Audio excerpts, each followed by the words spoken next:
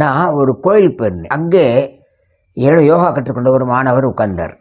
அவர் கண்ணை மூடி ரொம்ப நேரம் உட்கார்ந்தாரு. நான் உள்ளே போய் கும்பிட்டு வந்தவர் கரெக்டாக கண் முழிச்சு பார்த்தா நானும் பார்த்தேன். வணக்கம் சொன்னார். அடா தம்பி, எப்படி தவம் பண்ணுறீங்களா? ஆமாம். நீங்கள் எந்த நோக்கத்தோட தவம் இருக்கிறீங்க தெரிஞ்சுக்கலாமா அப்படின்னு கேட்டேன். சார், உங்கள்கிட்ட ஓப்பனை சொல்கிறேன், நீங்கள் யோகா மாஸ்டர்னால உங்கள்கிட்ட ஓப்பனை சொல்கிறேன். நான் வந்து இறை தேகமான இறை மனுஷனாக மாறணும்னாரு. சரி, இறை மனுஷனாக மாறணுங்கிறீங்க. இப்போ வயசு ரொம்ப சின்ன வயசாக இருக்குது, எப்படி இறை மனுஷனாக மாறுறீங்க? ஆமாம் சார், என்ன கல்யாணம் கூட பண்ணிக்கிற வேண்டாம், நான் கடவுள் மனுஷனாக மாறணும்னாரு. கல்யாணம் பண்ணிக்கணும். ஆணுக்கு பெண்ணை இறைவன் படைத்திருக்கிறார். அது படைச்சதுனால கல்யாணம் பண்ணித்தான் ஆகணும். அப்போ எப்படி சார் இறை மனிதன் ஆகிறது? நீங்கள் இன்றைக்கே இறை மனிதன் ஆகலாம், கல்யாணம் பண்ணி சந்தோஷமாக வாழலாம். சொல்லட்டுமா? இப்போ உங்களை மாற்றிட்டு பண்ண எப்படி சார்? வாசலில் உட்காருங்க, வர்றவங்களாம் ஒவ்வொருத்தர் நீங்கள் நல்லா இருக்கணும், நீங்கள் நல்லா இருக்கணும், நீங்கள் நல்லா இருக்கணும் நினச்சிட்டே இருங்க. உங்கள் எதிரி கூட வருவான், அவனுக்கு நல்லா இருக்கணும். நீங்கள் எல்லாரும் இது நல்லா இருக்கணும். நீங்கள் ஆட்டோமேட்டிக்காக 1 ஹவரில் உங்களோட விஷுவலைசேஷன், உங்களோட தோற்றமே அப்படி பிரைட்னஸ் ஆயிரும்.